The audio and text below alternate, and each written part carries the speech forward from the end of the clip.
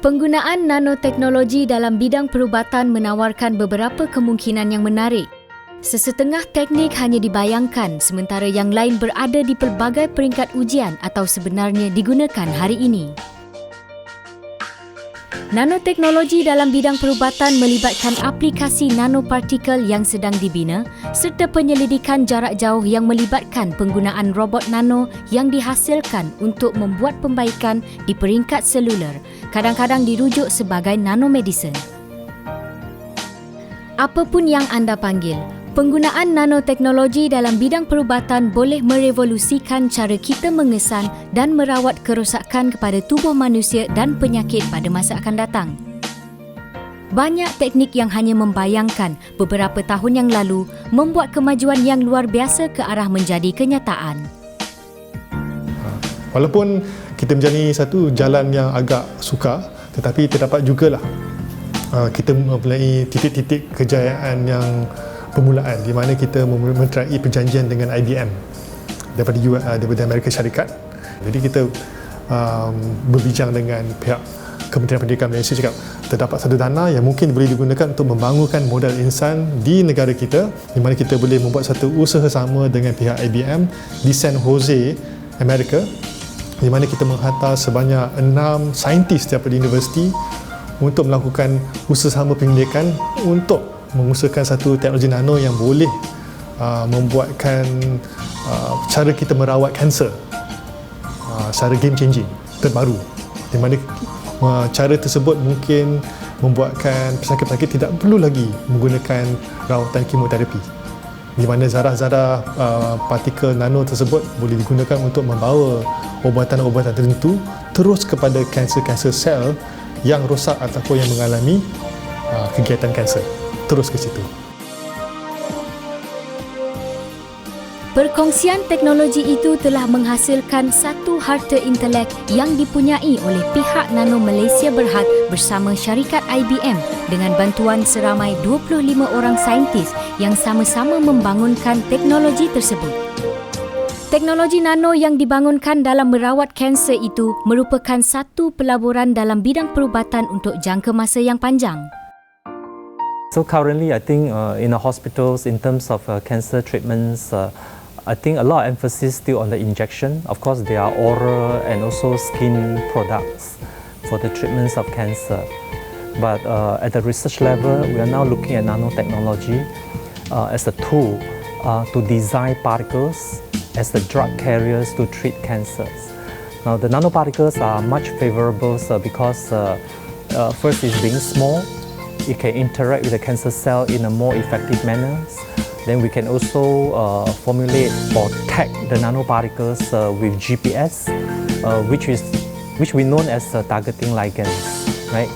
Now, with this targeting ligands or GPS system, they can then bring the nanoparticles with the drugs in the nanoparticles to the cancer cell specifically.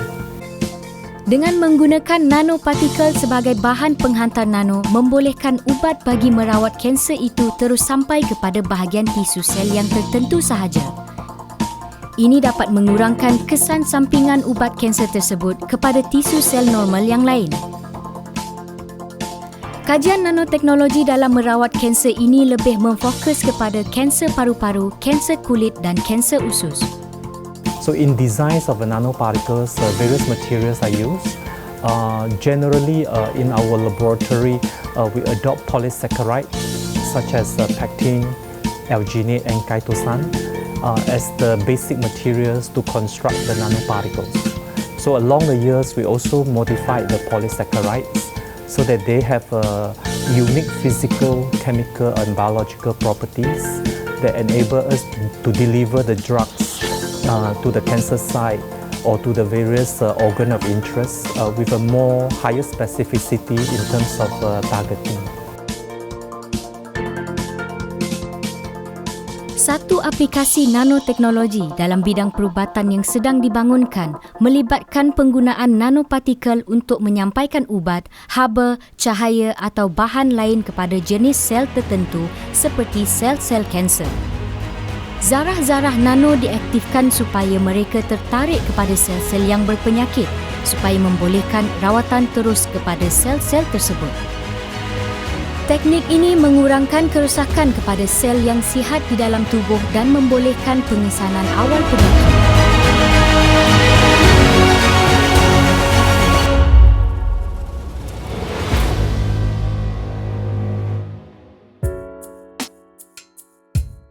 Pelbagai penyakit seperti kencing manis, kanser, penyakit Parkinson, penyakit Alzheimer, penyakit kardiovaskular dan pelbagai penyakit berjangkit merupakan penyakit yang serius dan kompleks.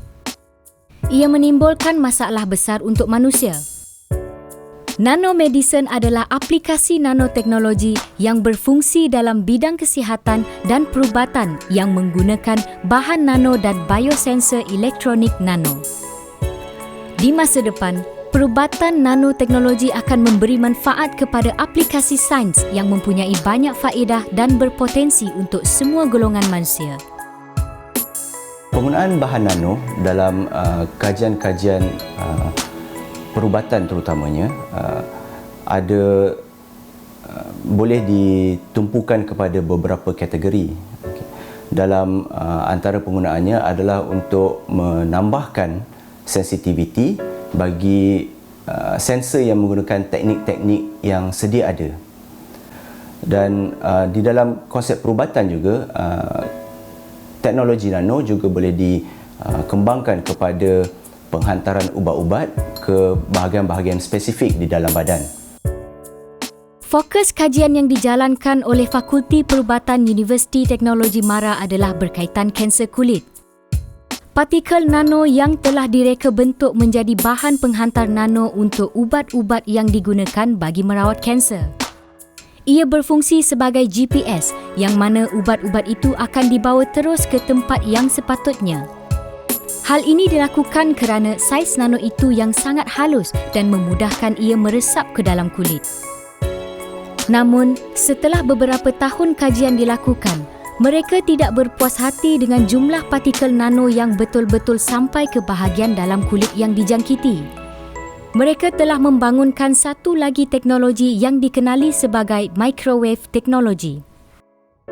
Ini merupakan kombinasi teknik bersama dengan nanoteknologi untuk memerangi virus kanser kulit.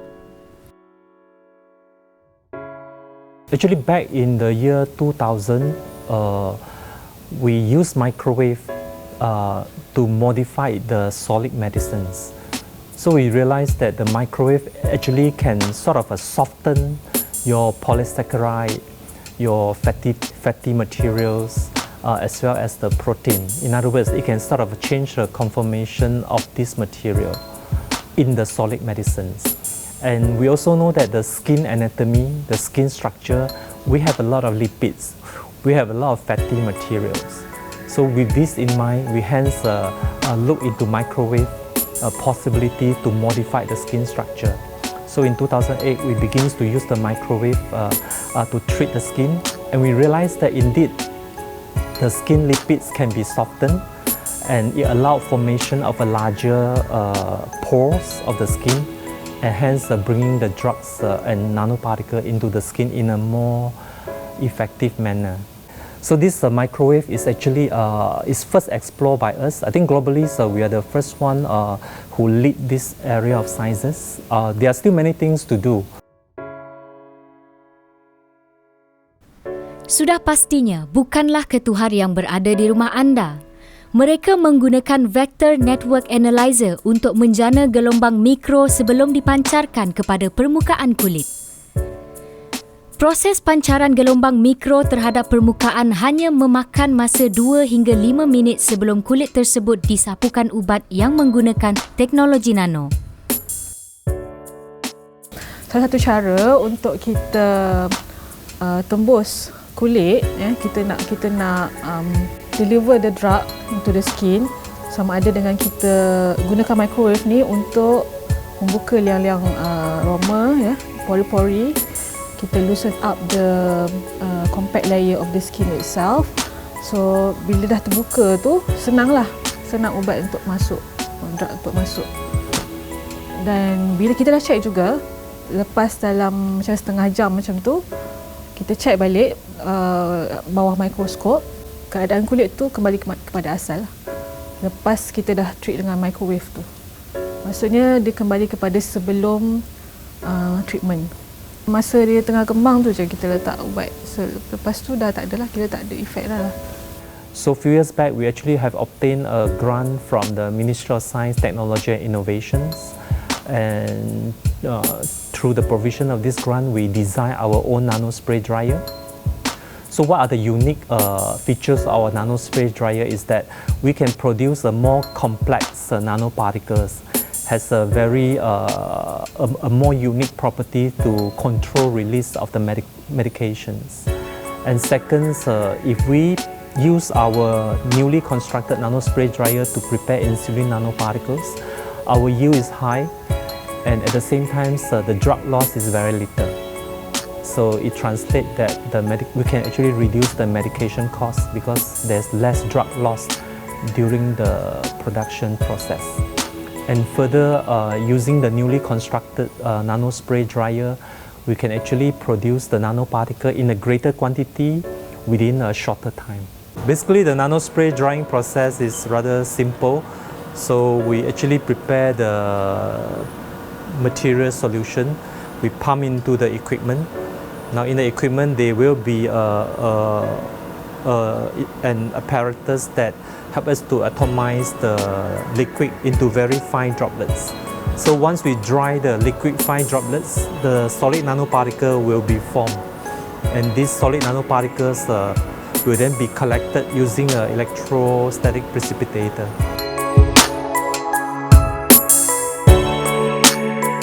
Dalam penghasilan reka bentuk partikel nano, mesin pengering semburan nano atau nano spray dryer digunakan. Mesin ini boleh menghasilkan saiz partikel nano yang dikehendaki. Perkembangan revolusi industri keempat menjadi pemangkin kepada para penyelidik yang mana mereka telah membangunkan peranti-peranti pengesan bagi tujuan kesihatan. Sebagai contoh, mereka telah membangunkan teknologi peranti pengesan untuk mengesan jangkitan demam denggi.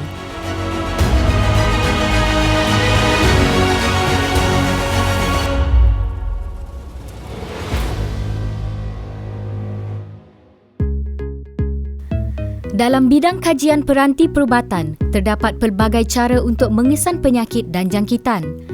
Antara faktor mengesan jangkitan yang menggunakan peranti perubatan adalah sensitiviti dan ketepatan.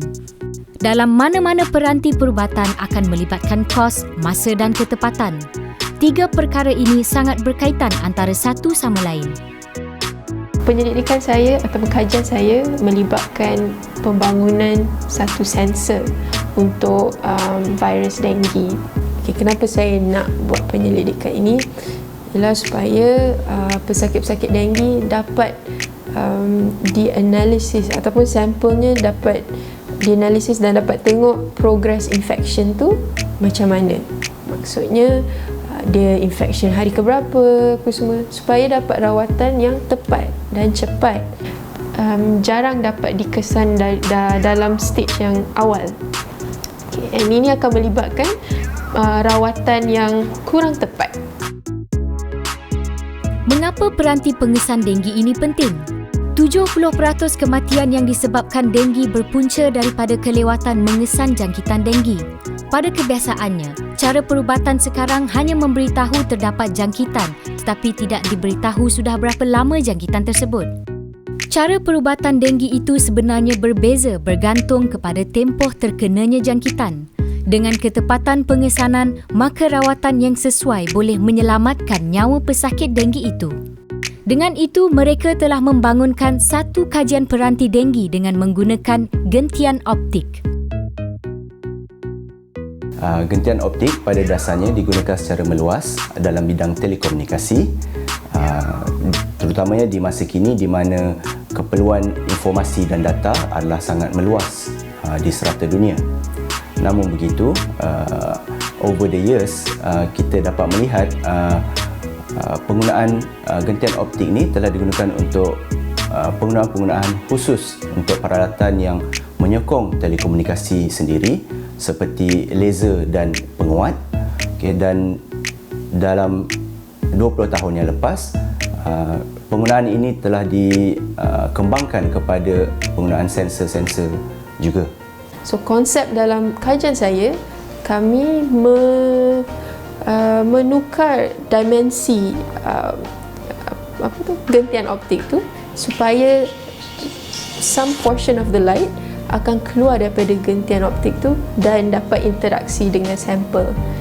Bila ada interaksi, nanti maklumat yang disampaikan pada alat pengesanan tu dapat tahulah yang ada dengue virus ke tidak based on that interaction. So tapi ada beberapa cara untuk meningkatkan sensitivity sensor ini. Antaranya cara yang paling popular sekarang ialah dengan menggunakan bahan nano. So bahan nano yang kami gunakan dalam kajian ini ialah grafin oxide ataupun grafin oksida. Bahan nano grafin oksida digunakan dalam peranti pengesan dengue ini adalah untuk meningkatkan tahap sensitiviti kepada peranti tersebut. Ini bertujuan untuk mendapatkan ketepatan yang lebih cepat dan membantu mengurangkan kos untuk membuat peranti tersebut. Grafin ini merupakan rantaian karbon dalam struktur seperti sarang lebah hexagonal. So antara sebab yang kami menggunakan grafin oksida ini ialah kerana kumpulan fungsinya pada struktur chemical grafin oksida inilah. Okay. So kumpulan berfungsi ini meningkatkan lagi perlekatan dan interaksi virus itu kepada gentian optik tadi. So dari dalam menggunakan nanomaterial ini dapatlah meningkatkan juga sensitiviti sensor tersebut. Kajian ini telah memakan masa 4 tahun. Peringkat awal yang dikenali sebagai fabrikasi gentian optik ini adalah untuk membentuk, menghaluskan gentian optik yang sedia ada kepada saiz yang dikehendaki. Kita meniruskan gentian fiber yang dah kecil tu, kita kecilkan lagi kan. So dia senang nak patah. So kami kena cari dimensi yang sesuai untuk kami handle ataupun kami menggunakannya lah. Kami menggunakan satu mesin ni yang dinamakan Vitron. So cara dia meniruskan fiber tu, basically fiber tu diletakkan kepada 2 jig, okay, 2 pemegang, and then ada pemanas dekat tengah. So sambil area fiber yang kat tengah tu dipanaskan, jig tu akan tarik. So it's a heat and pull method untuk dapatkan diameter yang tirus tu. Selepas memperoleh saiz gentian optik yang sesuai, mereka melekatkan bahan aktif di atas permukaan gentian optik tersebut. Bahan aktif tersebut hanya akan mengesan virus dengue sahaja.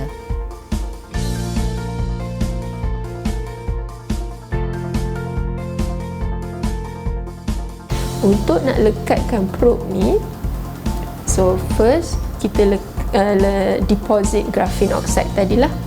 So, bahan nano ni dia dapat meluaskan lagi surface permukaan untuk pelekatan probe tadi. So kalau lagi banyak probe atas gentian optik, lagi banyak virus dengue akan ada dekat gentian optik tu dan lagi sensitif lah sensor tersebut. So second step is untuk deposit grafin oxide. Kami menggunakan deep coating di mana kami merendamkan area yang tirus tadi tu dalam solution, dalam grafin oxide, solution grafin oxide untuk beberapa minit dan kami tunggu dia kering.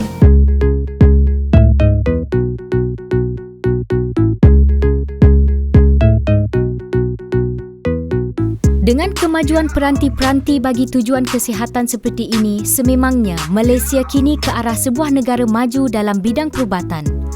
Walaupun teknologi ini boleh dianggap baru di negara kita, namun ia harus dimulakan dan diteruskan.